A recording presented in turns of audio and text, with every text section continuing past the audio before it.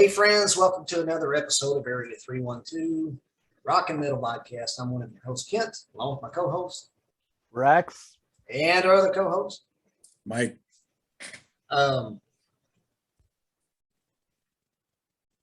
Friends, I don't know when you'll see this. Today is October the 9th of 2021. And from time to time, we just like to do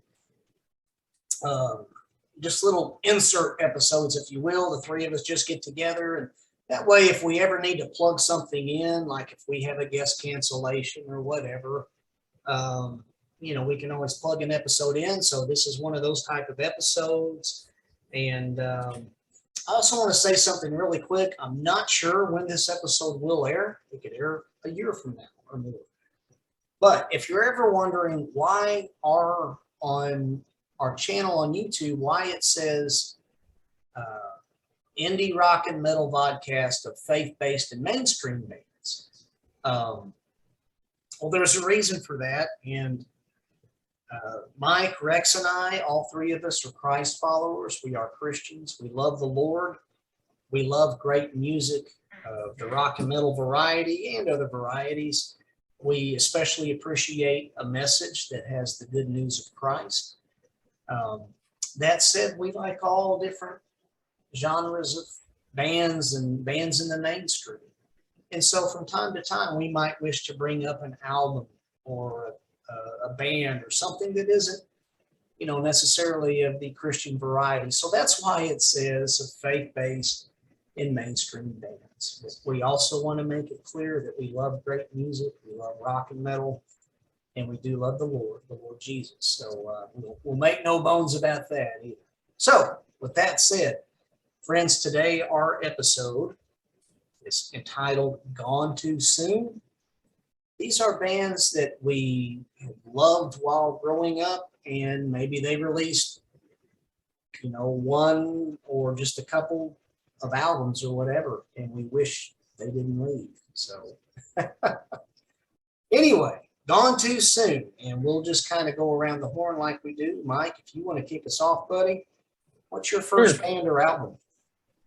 All right. So the first band I'm going to talk about today, Messiah Prophet.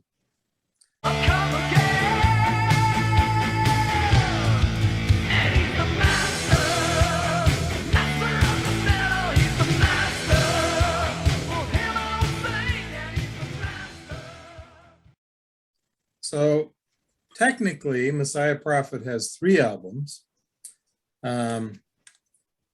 I have 2 of them here, Master of the Metal and Rock the Flock.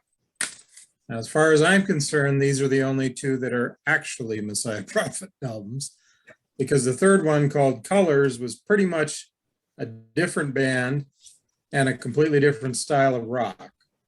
They just pretty much used the name. But these 2 albums are some of the best early metal out there as far as I'm concerned. And I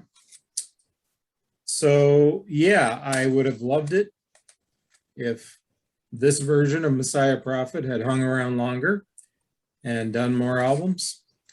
But unfortunately, these 2 are what we have. And that's my first pick. And man, what a wonderful pick. I remember getting Master of the Metal first. I found that before Rock the Flock, and I was floored by the tunes on that. Mm-hmm. And then when I went back and got Rock the Flock, I found that like some odd years later, there were some very promising songs on that album, but boy, what a leap from Rock the Flock to Master of the Metal. Yeah. Charlie Clark, the lead singer from Messiah Prophet, has since passed away some years ago. I know a lot of fans are endeared to Messiah Prophet. And I'm like you, Mike, and Rex, you probably knew this too, but yeah, that was a weird deal with the band because there was a guy who owned the name. And somehow he had the rights to the name. It wasn't anybody from the band. And he just assembled a totally different band, and they released that Colors, and that's not Messiah Prophet. Yeah. great pick, man. When you brought that up, I'm like, oh yeah, how could I have forgot? You know. So, Rex, you're up, buddy. Okay, I'm kind of going alphabetically by bands, and you're probably going to see a recurring theme on the time frame here of these bands and the albums they released. The first band that I'm going to go with was a band called Christavox.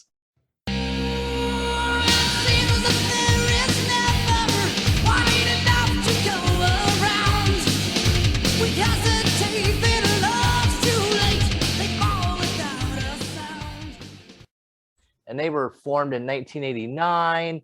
Their self-titled debut album came out in 1990, and it had a really popular song called Sacrifice and another one called It's All Right to Rock and Roll. They played melodic hard rock. It had catchy hooks, energetic arrangements, melodic guitar interplay there. Their second album was The Bottom Line in 92.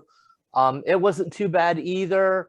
And then that was just kind of it. Poof, they're gone. And I think that just the whole music changed in those early 90s years. And unfortunately, a lot of these bands in that style just went away because of that. But I wouldn't mind having some more albums from them. I really enjoyed those first two albums. Yep, those were great releases. Trivia question: do you guys know what Christavox means? What it's Latin for? Voice of Christ. What? Voice of Christ. Voice of Christ. Okay, yeah, that makes sense. You know, Vox, of course, and then yeah. But cool picks, Rex. Thank you. I hadn't forgotten about Christavox, but it's like my mind didn't go there, you know. So it's nice that you guys are bringing up these bands, and you know, it's. Well, and they did release like something called the 20-year mix or something like in 2000 and something. I think they took the master tapes and remastered them and made them sound a little bit beefier too. I think that might be available still. I'm not sure, but yeah, the first album is really good. And the second one isn't too bad either. Yeah, I liked them both. So guys, in no particular order with me, a 1990 model here. This is Lex Rex, Beat the Heat.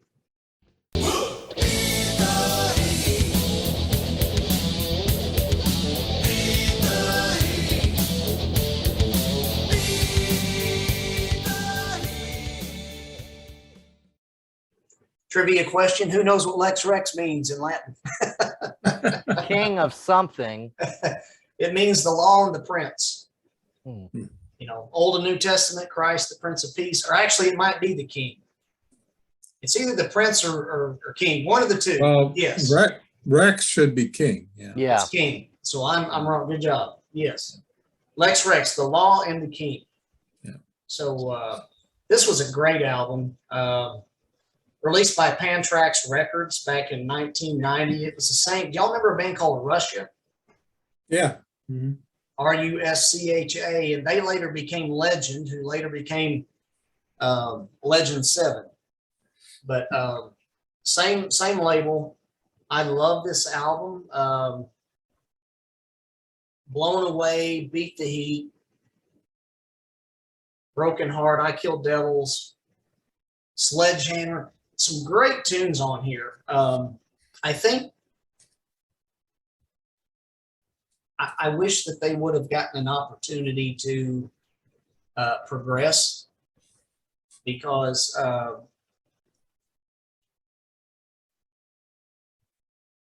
think they would have released a really great sophomore effort, because they had some solid songs, maybe just needed a little bit of production.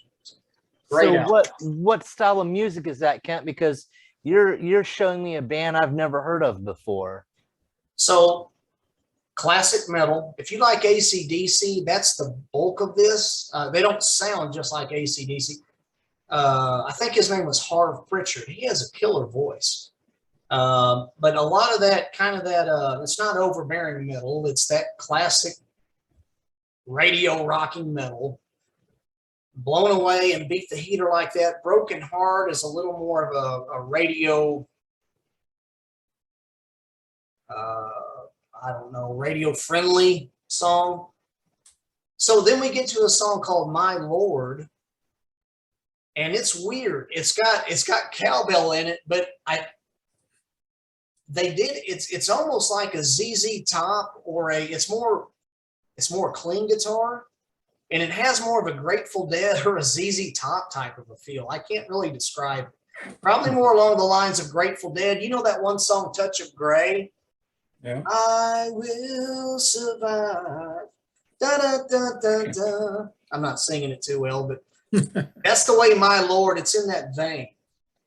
If you can get an idea of that. And then I Kill Devils, man, it's just like the sound, it's more. Blood of Love's the same way. Crying in the Night is like a kind of a radio-friendly metal power ballad. Absolute Perfection is more along the ZZ Top vibe. Sledgehammer just nails it, no pun intended. And Daddy, the last song, it's an acoustic ballad, and I really dig it. So it's really worth checking out, and I'm glad you guys brought it to my attention. Yes, Lex Rex, The Law, and The King. So there you have it. As our buddy Mike Crew would say, Soldier 777. There you have it. So, Mike. All right. Next up, we have Holy Soldier.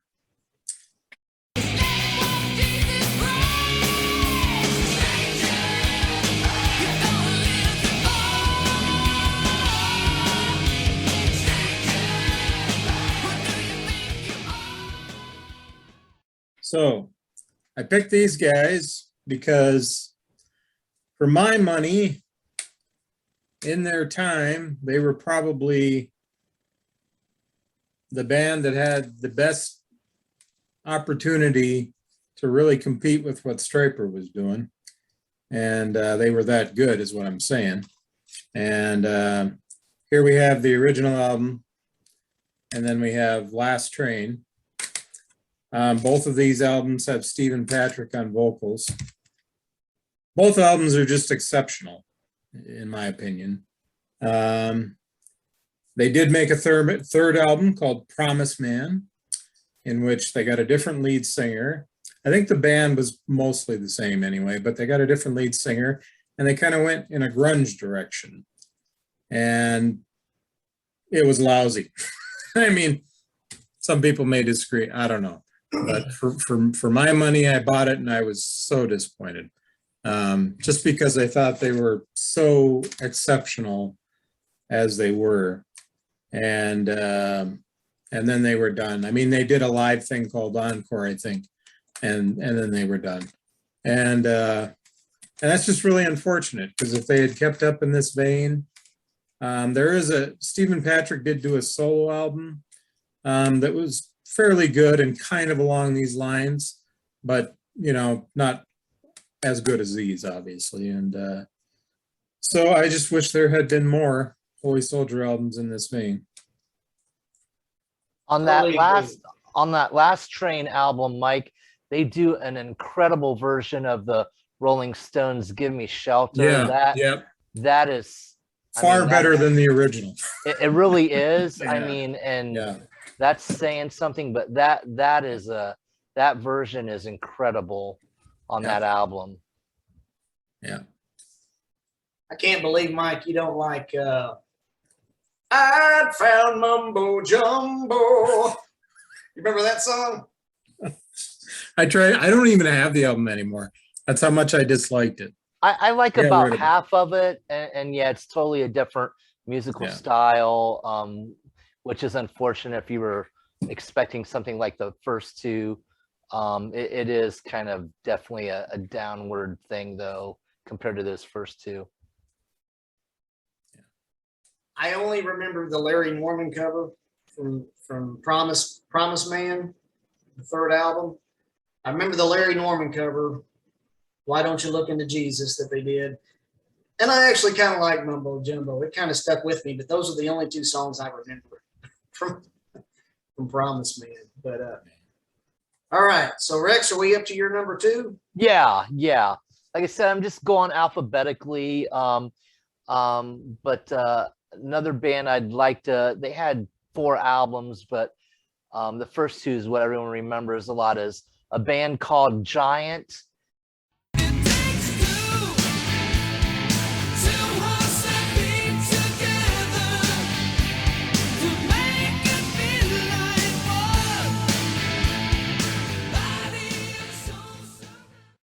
It had Dan Huff on lead vocals and guitar, Alan Pasqua, I think I'm pronouncing it right, on keyboards, Dan's brother David Huff on drums, and I know I'm probably going to mess up this guy's name, Mike Brigandello on bass. I'm sorry, I'm pronouncing it wrong. And both Dan and David Huff, of course, were founding members of the band White Heart. You know, their first album, Last of the Runaways, that was a little bit more AOR-ish, keyboardish a little bit. They were on A&M Records, though, so super huge, you know, distribution. Not really a, quote, Christian band, which I like that idea. Then in 92, they're on Epic Records with an album called Time to Burn. And man, that thing smokes. Way more guitar sounding. And then, you know, Dan Huff just gets so busy with studio guitar work and whatnot. They had an album called 3 in 2001. There are some good songs on there. You know, still the same vocalist. And then in 2010, they have an album called Promised Land. That's, again, a little bit more AOR-ish. But Dan Huff did co-write 7 of the album songs, and he plays on 2 of the songs on Promised Land. It is a different vocalist, though, but I just wish we could have gotten more from them. But good. All of them are good albums, but probably the first 2 are really they're better ones. But so that's my pick. It's interesting you should bring that up. The first time I ever saw a Giant album, I was really confused, and here's why. You guys remember an old Christian rock band called David and the Giants? Okay, so that band had some brothers in it with the last name Huff as well. So the first time I saw an album by a Giant, I'm looking at the thing, and I'm looking at who's in the band, and I see these Huffs, you know, and I'm like, did the David and the Giants guys, you know, form a new band and just call it Giant?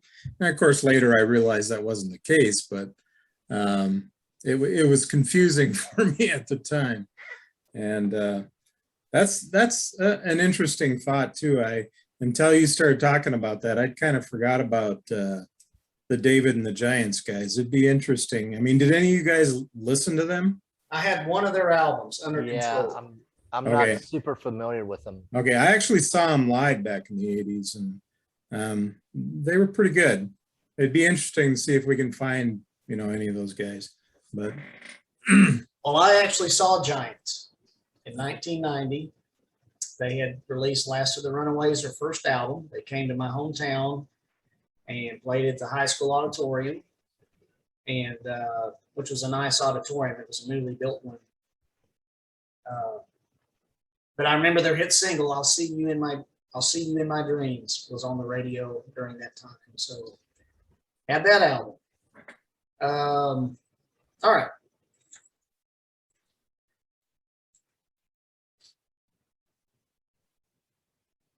Red Sea, Blood.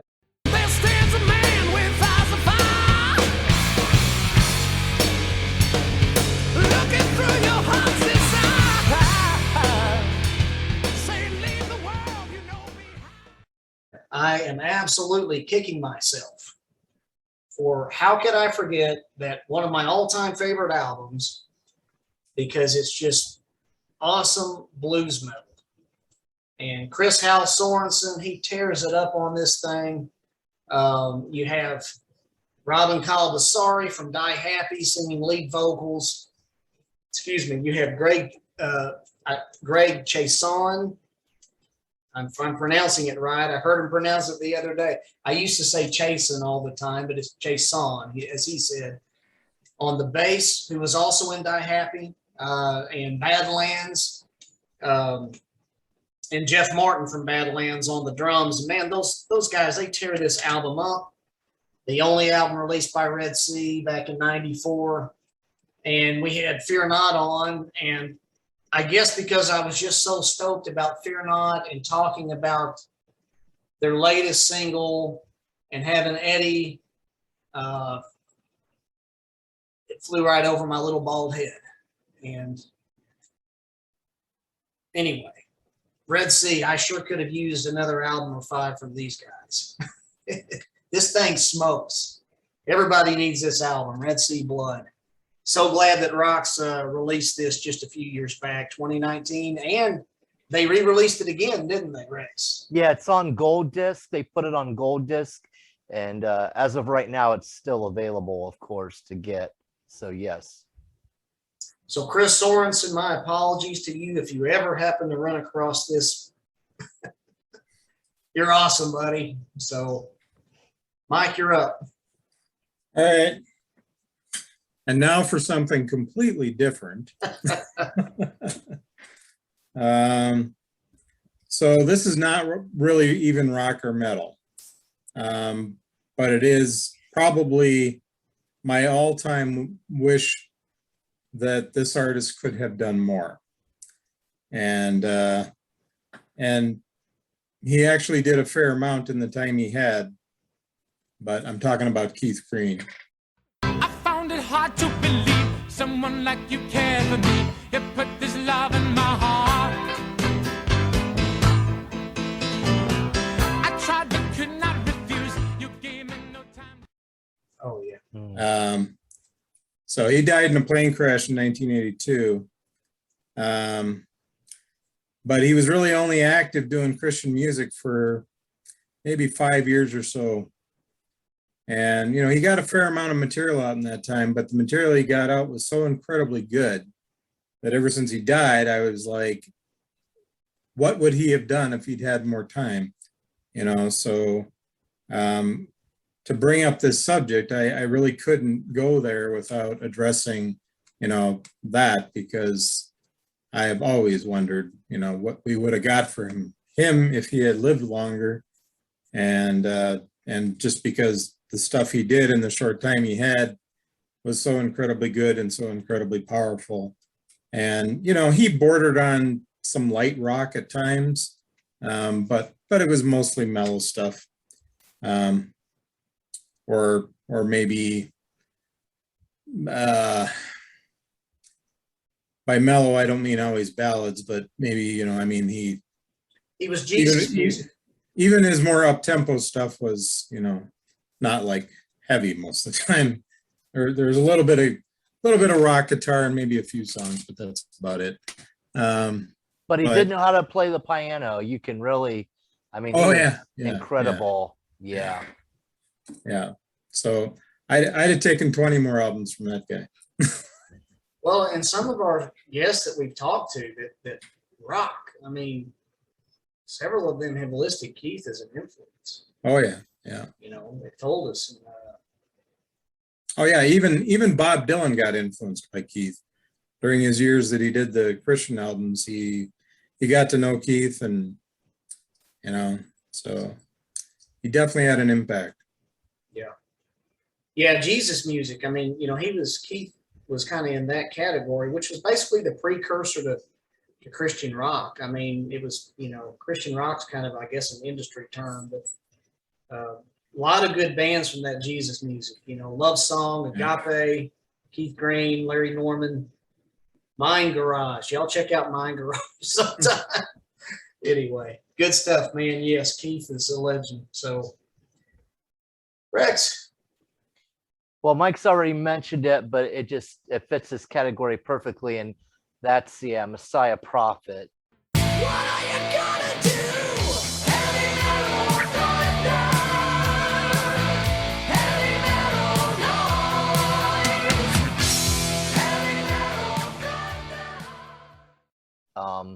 you know, that second album is just classic, you know, quote Christian rock, for sure. The production is definitely a lot better than Rock the Flock, and you just wonder, you know, the first out that Rock the Flock comes out in 84, Master of the Metal comes out in 86.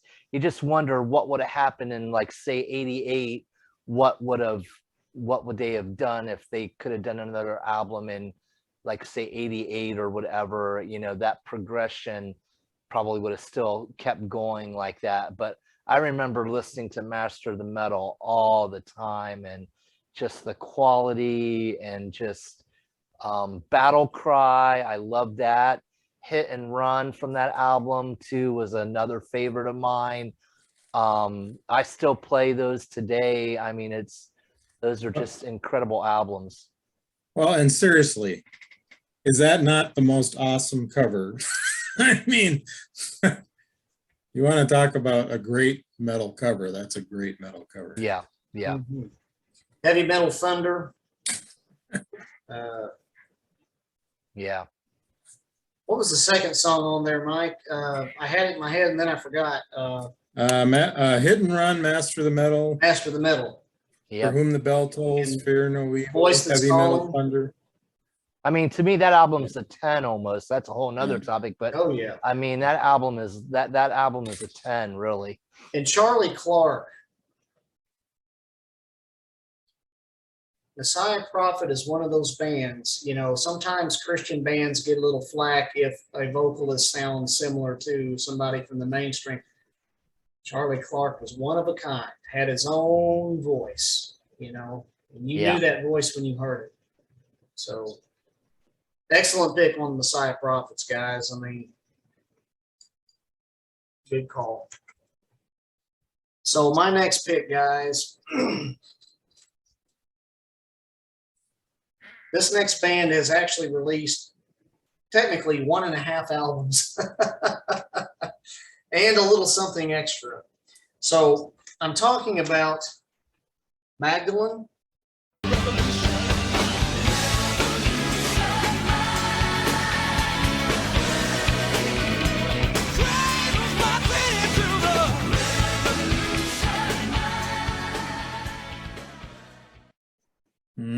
Now, if you will remember, Lanny Cordola from House of Lords teamed up with Ken Tamplin.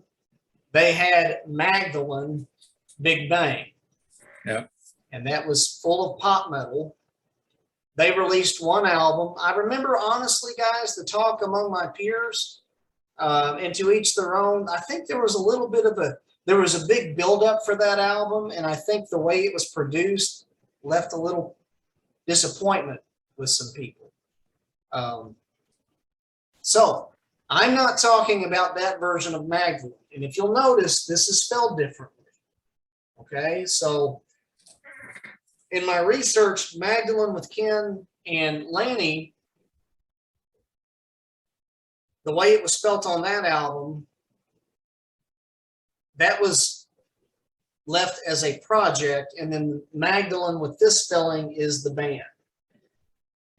So Lanny Cordola, Philip Bardwell, who replaced Ken on vocals, Chuck Wright, who was also in House of Lords, and Ken Mary, also from House of Lords, and Chuck Wright was also the bassist for Quiet Riot.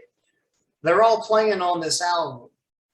And guys, this is a very good album. I think, though, some people, including myself at the time, with Lanny Cordola, he's such a guitar virtuoso, but Lanny was always playing for the song. And he didn't just write heavy metal songs. He just wrote good songs, you know, with his crew. So this really isn't a metal album. It's just sometimes there's some hard rock and stuff, and sometimes there's just some ethereal and ambient stuff. We get to The Dirt, Magdalene, which is a 6-song EP. This has a cover of Black Sabbath's War Pigs on there and Bob Marley's Redemption Song. And then it's got 4 originals. This was a very good little EP. So technically, sort of, These are 1.5 albums by Magdalene. And this was 93. This was 94.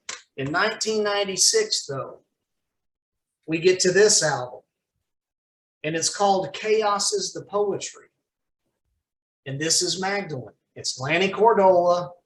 It's Chuck Wright on bass. It's Philip Bardwell on lead vocals. A great, great album that I think flew over a lot of people's heads.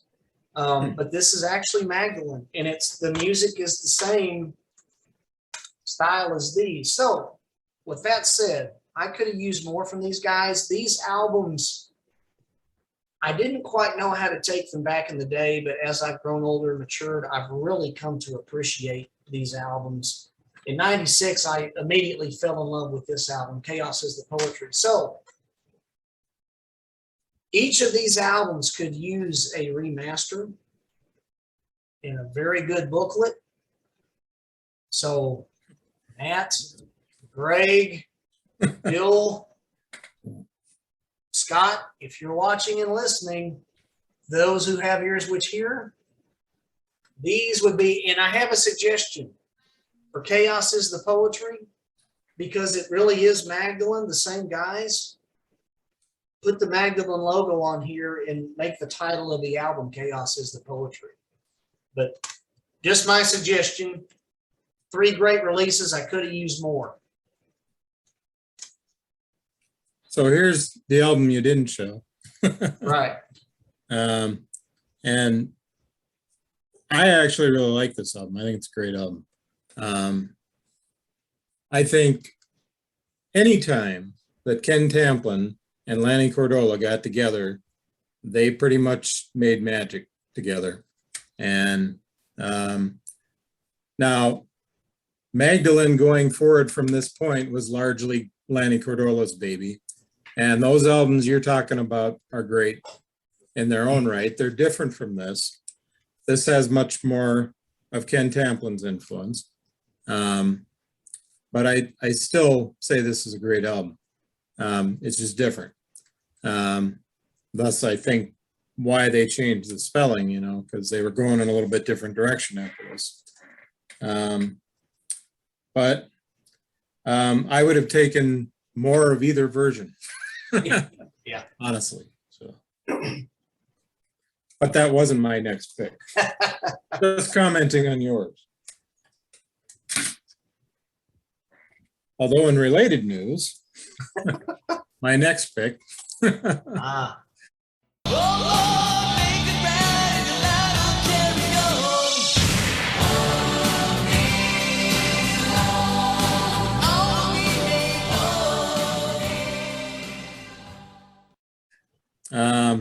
I would have definitely taken more from Shout. We have this album, and these are the only 2 that were really Shout. They did do this, Shout at the Top of Their Lungs, which was a best of that had 2 new songs on it, which are very good and definitely sound like Shout. So all of this was done. I mean, these were the brainchild, these were the baby of Ken Tamplin and Chuck King from Idle Cure. And they're all great. I talked about before how I felt when Shout came out, they kind of took the production quality of Christian hard rock, metal, whatever you want to call it, kind of to another level that was much more on par with what we got from secular bands. Now, some years later, we did get this, Shout Back. The problem with Shout Back is it was largely really a Ken Tamplin project. Chuck King did have a little bit of involvement, but I think he only played on maybe a couple songs. It wasn't really a true Shout album. And it didn't even consistently sound like Shout. There's kind of a variety of stuff on it that, went from mellower to harder, and it didn't flow consistently like the Shout albums did, and didn't really come across as a true Shout album. But would have gladly taken more of the original Shout. Did you have a preference, Mike, between Shout's first album and their sophomore effort? Oh, their first album, definitely. First album was, Really? the second album was a little heavier. Mhm. But the first album, just the quality of those songs.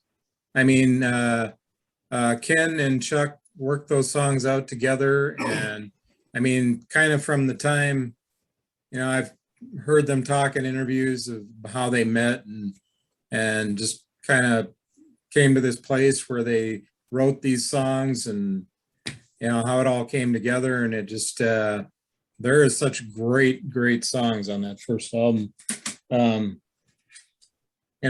Obviously some great rockers, but even songs like Find a Way, that's a great power ballad or whatever you want to call it. But I don't know, it's just this is one of those albums that I can listen to from beginning to end, and there's not any filler on this. It's just all great stuff. So I'm curious, Kent, which of the first two do you, I guess, like a little bit better? If I can put you on the spot. Well, I was going to put you on the spot. I was fixing to ask you that. Well, I like it. I'm a little bit more of a rocker. I kind of like In Your Face a little bit more. I mean, they're both really good albums, yes. And that first album, I think it really showed people what, Christian artists could do just production wise, and they could be right up there with anybody in the mainstream. I think that album really showed that to everyone, but In Your Face is definitely, more rock, and as a whole, production wise too, I think it kind of is edgier that way. And I agree with what you said, Rex. As far as a tiebreaker, I'm partial to the first album. Okay. The reason why. Now, I agree with everything that you said, Rex. And yes, In Your Face is a more rocking album. Personally, for me, with my listening experience, I think the songs in general have more of a hook on the first album. Even though there's a lot more faster paced and stuff songs on the second one, Yeah. a lot more, rocking. Yeah. I think there's just more of a hook, generally speaking, on the first album. And yes, it's more radio friendly, hard rock / pop metal, the first album. And it's more rhythm guitar oriented, Yeah. which to me is kind of part of the hook. And, guys, me playing, Mike's in a band. I used to be in a little band, and Rex, your music, of course. And I have a buddy, or I've had several friends, and a lot of them are attracted to, the Eddie Van Halen and the master that he was on the fretboard, and Lanny Cordola, for instance, and, you name it, guys, right? I was always a sucker. My ear always went to that rhythm. I love the Doobie Brothers. And the reason, I know that's apples and oranges, they're not metal, but I love the Doobie Brothers because a lot of their songs were based on a rhythm. Down, down, down, down, down, down. That's China Grove. And down, down, down, down, down, down. That's Listen to the Music. And they had these great rhythms. And in hard rock and in pop metal world, that first Shout album just had it for me. And the song that takes the cake that I think is at the upper echelon, the greatest Shout song, in my humble opinion, for me, will always be the track to their first album. It Won't Be Long. It has that acoustic guitar intro, and then it comes in with those shouts, and just killer, man. Yeah. Both great albums, though, guys. Yeah. We're up to you, Rex. Sure, yeah. This next band, you know, their last three albums were all incredible. And again, it's the time, it's the early 90s, and then they're done. But this next band, the band's White Lion.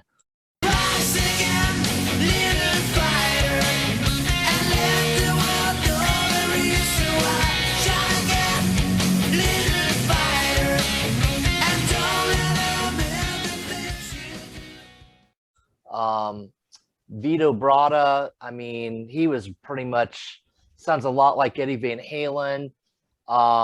You know, their first album, Fight to Survive. There's some decent songs on there, but of course, everyone knows Pride. It came out in 1987 with Wait and, you know, all of that. And then Big Game in 89, which has Little Fighter, which I love that song. And then their last album, which you just didn't get a lot of attention, but I really think it's really an overlooked album, Main Attraction. It has the song Lights and Thunder. That is awesome. And another song called War Song. And I just was like, okay, you know, next album, and just never had another album. But you know, all four of those albums are great. Mike Tramp, he's kind of done some things with the whole White Lion name, and then him and Vito kind of had discussions, and I think they kind of are not really going to do anything with White Lion. And I know Vito took care of some of his family, as I think he just was like tired of the whole music scene. But it's unfortunate, but I would have loved to seen another White Lion album, because they were all incredible. Little Fighter is what made me a fan of White Lion. You know, I had Pride because all the girls liked White Lion back in the day, and they were, you know, it's that happy compromise when you're in high school, and you know, you could listen to songs that did rock, but the girls could dig it too, you know, kind of like Poison, you know. Well, Little and Fighter was great. when the children cry, you know, that was the big ballad too on Pride. You know, that album.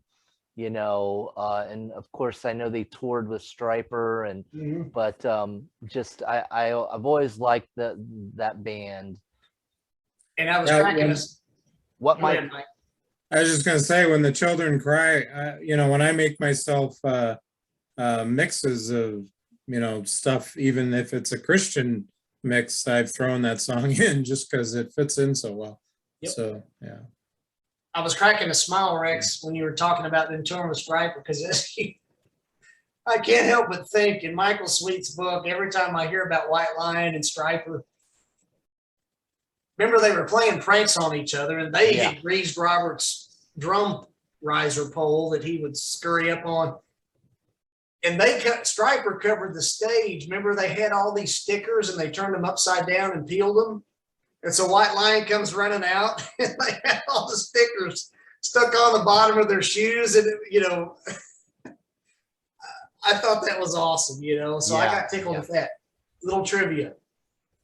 The bassist for White Lion, James Lomenzo, do you know who he has played with before and is currently playing with again? No, I do not. It's quite a departure from White Lion. He is the bassist for Megadeth. Oh. He played on some of their albums a decade or so ago, and then in light of Dave Ellefson being dismissed again from Megadeth, James Lomenzo is the bassist again. So anyway. All right, guys. Kind of goes without saying. Guardian.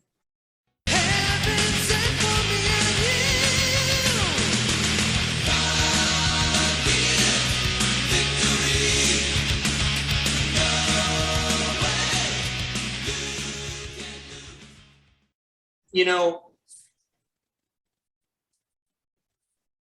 this is the original Guardian were their own band, and of course, after First Watch, as we know, Paul Colley and Rick Hart left the band. David and Tony carried on, picked up Jamie Rowe and Carl May, and they continued on and put forth several very good albums. The only thing I wish is that the original Guardian, there were some great songs on here, and I wish that these songs could have had a little different production, a little more modern production, a little more heft behind the guitars and some of the drum sounds and stuff. But whereas Guardian with Jamie Rowe and company was more hard rock, this was more that Sunset Strip LA metal sound. And I really wish this version of Guardian could have had time to develop more as a band and release a couple more, because it was a totally different style than the Guardian that history would perpetually move along for several years. So this band right here would have been worth hearing more from, in my opinion. Yeah. Mike? All right, so my next pick, Fighter.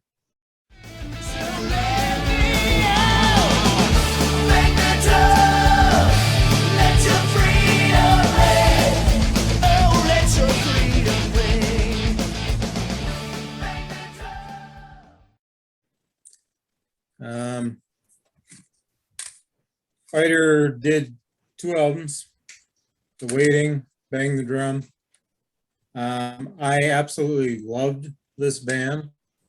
I liked the first album a little better than the second, but I liked both of them. And one of the big reasons, I mean, there are a lot of reasons. Great songs, great vocals. But I particularly loved Billy Heller, the lead guitar player, his style of soloing. He had a particular style that I just really enjoyed. But there were so many elements, so many dynamics about these guys that I liked. They had both male and female vocals. They did great ballads, they did great hard rock. And for some reason, they made 2 albums and that was it. And, you know, here's another one. I'd love to get somebody from this band on and talk about why they went away. Yeah. Amy Wolter, the female lead singer, she ended up doing a solo album later on. Not as good as these, definitely. But yeah, would definitely have loved to have had more from those guys. Yep. Rex? Well, this next band, I remember my friends in college at the time, when this album came out, this created huge waves of excitement. And we were just like, I can't believe what I'm hearing here. Is this AC/DC? And that's the band X Sinner.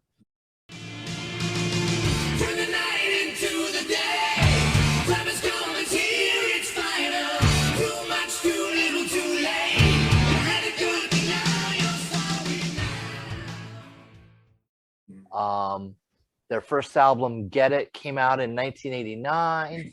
Then Peace Treaty came out in 91. There's a lull there, and then an album, Fire It Up, came out in 2006, and then another album came out in 2009, World Covered in Blood. Yeah, it definitely sounds like AC/DC. I think they're working on stuff. I know the lead singer's kind of done some solo stuff or another project with someone else, but haven't really seen a new X Sinner album in quite some time, but I'd love to see more of that. I mean, those first 2 albums are just unbelievable. Do you have all the albums, Rex? Yeah. So I have the first 2, but I never really checked out that later stuff. Or would you say they're on par? Yeah, Fire It Up is, and World Covered in Blood, it's a little bit different, slightly, but it's still, I mean, it's, I would say worth checking out, or just definitely peruse it before you want to get it. I don't know if it's, where all it's available at, or if it is, but they've got that AC/DC sound somewhat. World Covered in Blood, maybe not quite as much, if I recall. But yeah, I know that they, with all this file sharing and that, they were wanting to do something, and the music business isn't what it used to be, and so I'm not sure what they're doing with a new album, but I heard they were working on one. But so yeah, it's an interesting thing, that first album, Get It, when that came out and I picked it up.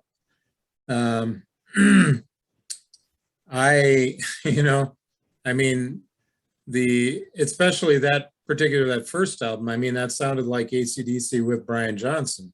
yeah.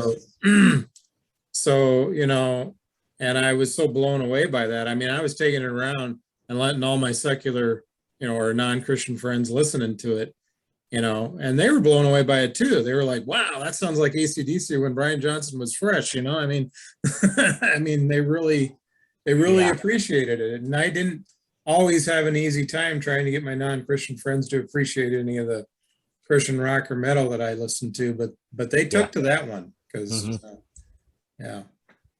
Yeah. Did you guys hear my grandson screaming? Nope. Okay.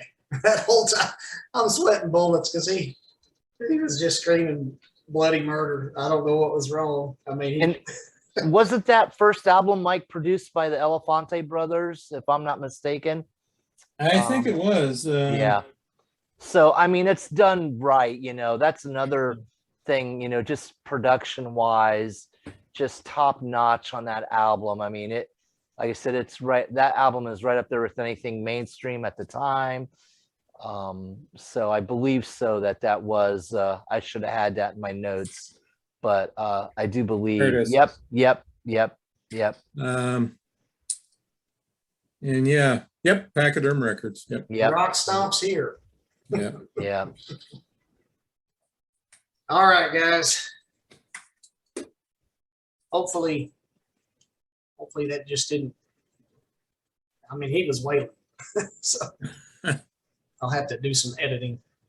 I didn't notice it, so. Yeah, no, I didn't hear anything. Goes without saying. Yeah. Classic.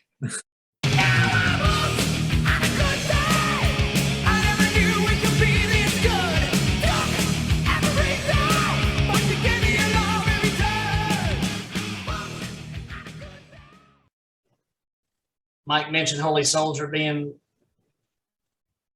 the one band that could give Stryper a run for the money. I want to throw this in there with him.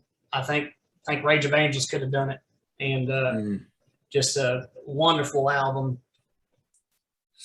I don't need to say anything more about this. Everybody who knows their Christian metal knows this album, and it speaks for itself.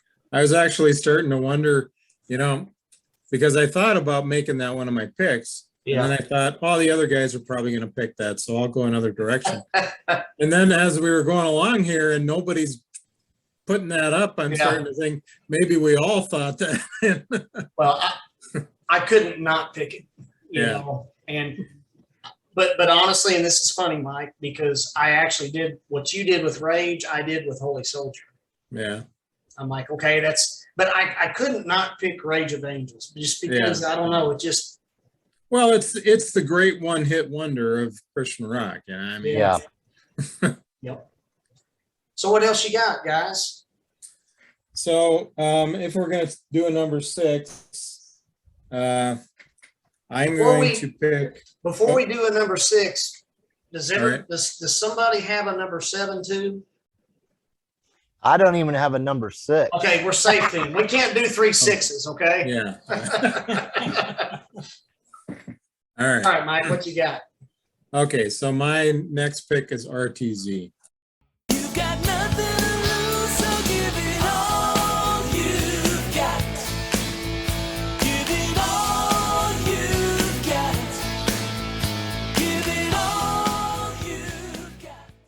Oh, Um, yes. So they only officially did one album, and that's this. And let's see, I don't know, it was early 90s. Print's too small for me to see, but of course, the main thing to say about this album is this is a project by Barry Goudreau and Brad Delp, both from Boston. And although it doesn't really exactly sound like Boston, it's got very similar quality, great harmonies. It's just great old school rock and roll done in a very well polished way, similar to how Boston would do it. And there are times, moments, elements on here where you'll listen to it and you'll go, that reminds me a bit of Boston. Especially because you got Brad Delp on vocals. But now they recorded a lot of material for this album, way more than they actually put on here. And because of that, we do have some other albums that were released that kind of gathered up the extra material that they did for this, that didn't get picked for this album. And so there's another one, I think it's called Lost, that gathered together some of that material. And then I think there was a Barry or a Goudreau and Delp thing that did too. But but this album in particular, I mean, they picked the right songs because this album is so great, and there was some popular radio singles that came from this album. And one of my personal, I mean, first song is Face the Music, which is a great song. There's Another Side, All You Got. This Is My Love, or This Is My Life, Rain Down on Me. Every Door Is Open was popular on the radio. Until Your Love Comes Back Around. That was big. But yeah, I mean, it's just, it was great. And, you know, the thing is, Goudreau and Delp, they continued to work together pretty much until Delp died. And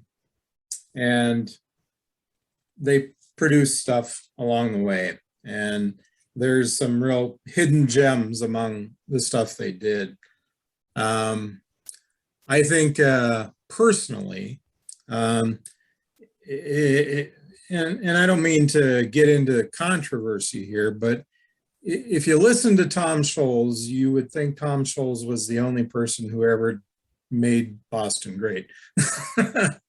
But I don't really subscribe to that notion, and I think obviously Brad Delp had a lot to do with it, but I do think Barry Goudreau had a lot to do with it too. And unfortunately, I think in many ways Tom Scholz has spent a lot of years and a lot of effort trying to diminish Goudreau's part in all of that. But by the music that him and Delp were able to do together, I think kind of proves his worth. And this album is a prime outstanding example of that. You know, whether it was the two of them and this particular group of guys that they had at this moment in time, I don't know. But I would have loved to have seen more official albums, you know, like this, because it's just such a great album. And if you're a Boston fan, you don't have this album, you need this album. I agree, Mike, and I like you, not to stir controversy, but I think a lot of that between Tom and Barry goes back to Barry's doing that first solo album. And I think there's just a lot of miscommunication and understanding about that. And unfortunate that had to happen and work out that way. But I do agree with you. Barry is an awesome guitarist also in his own right. And I have thought of a number 6, guys, off the top of my head. And I can't believe I didn't think of this. And they didn't get much publicity at all, which is a crying shame. Lou Gramm had a band for just a little while called Shadow King. What would it take to give you what you need?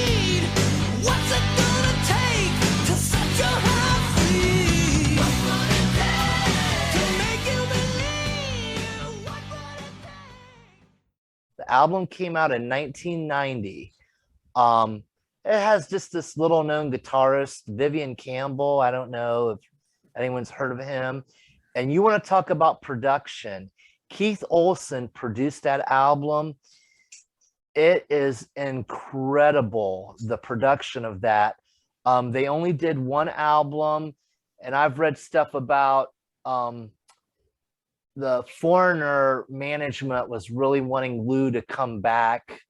And so I think there was some way of sabotaging their, whole, publicity with that album. And then Vivian goes and joins Def Leppard. So kind of the band is kind of really broke up anyway. But that album is an incredible album, and Lou's vocals on that are amazing. I highly recommend. You can still get it. I highly recommend checking out that album, Shadow King. It is just incredible. Just good hard rock music. I was wanting to ask about Boston's album because I am a Boston fan, so to speak. Kind of stops after Third Stage. Yeah. Now, I remember in 1994 buying, I can't remember the name of the album, Walk On. Yeah. And I opened it up. I had a Jeep at the time, and I was reading the liner notes. And the first song, it's got Brad Delp's name. He was a co-writer of the first song on that album. I don't remember the name of the first song right off the top of my head. But I'm listening and I'm going, that's not Brad Delp, is it? Yeah, it is. Is it? No, that's not Brad. Yeah, it's Brad. Well, his name's it. I had to go and, it wasn't Brad. It was a guy named Fran. Fran Cosmo. Yeah. And he was a Brad Delp sound-alike. He had a little bit of an accent, though. That's how that's what made me go, that's not Brad, I don't know what happened, because Brad, in subsequent years, Brad would return to Boston. So I'm not sure what was going on during that period. I mean, maybe it was some legal ramifications with Return to Zero. Well, I don't think it was legal. I think it was just the fact that he was doing this. I think he was busy. Those came out very close to each other, those albums. And I think he was doing this with Barry. And, I don't know, I mean, I don't know if it was maybe some hard feelings over the fact that he was working with Barry or what, that they didn't just wait a little bit. And because it was very shortly after that album came out that Brad Delp came back and started touring with Boston again. So I think, if it was just that he was busy doing this, they could have waited a little bit to get Delp back there, because, I mean, Fran Cosmo's a good singer, but he's not Brad Delp. And to make a Boston album, especially after those first three, to make a Boston album without Brad Delp just didn't make any sense at all. And especially when I saw him come back to the band so shortly after that came out.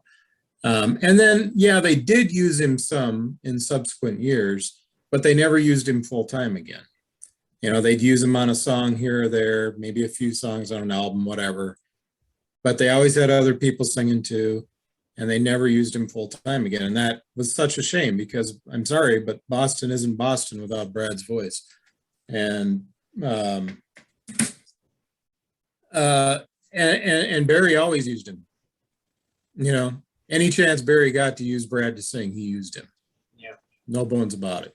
And even as good as Third Stage was, back kind of to your initial point, Mike, those first two albums, that was Boston. Oh yeah. A classic Boston, absolutely. I mean, had Barry, had Sid Hashian on the drums. Those first two albums took the cake. Well, and that's part of the thing. That's part of the contention there. Barry has always contended that he helped Tom developed that sound that those early Boston albums had. And Tom has never been willing to give him credit for that. But once Barry was gone, that sound was never the same.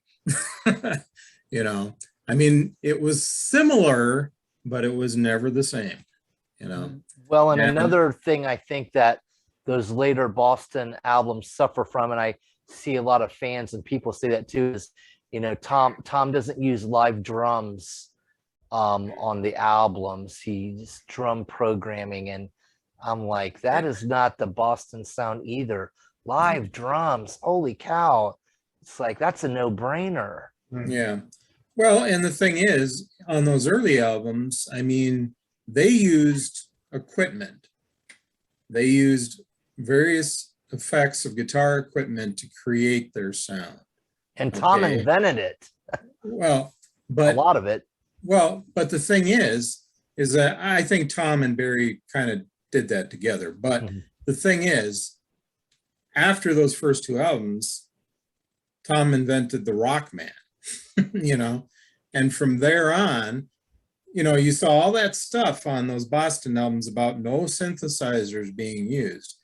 But by the time they did Third Stage, the guitar sound for Boston was a synthesized version of what they had previously done with equipment, Yeah. you know, and that's a big reason it didn't sound the same, you know.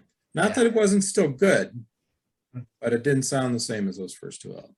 Well, guys, finishing it up then for me, Rex had Lou Graham and Shadow King.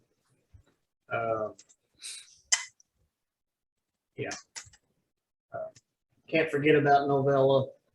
Show me the way. Fire, fire, there's fire in the house tonight. Fire. They Oh, did yeah. two great albums, and sure could have used more from them. They kind of had their own sound. They were a little different amongst their peers, and enough said about that. So, Yeah.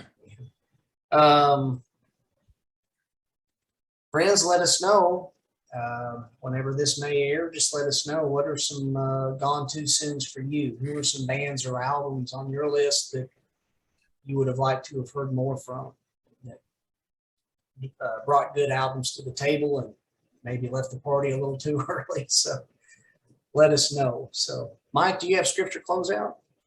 I found it hard to believe someone like you cared for me. You put this love in my heart.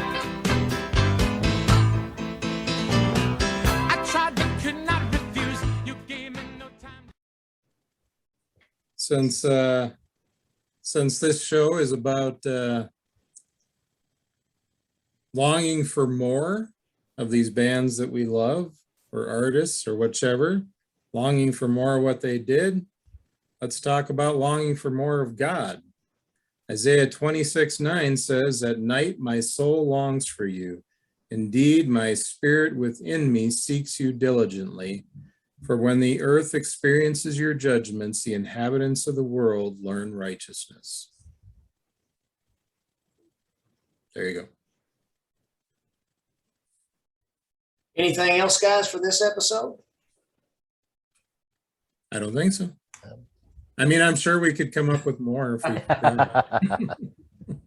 Well, friends out there, thank you so much for watching, and we'll see you guys on the flip side. Appreciate it, everybody. Take care. Bye.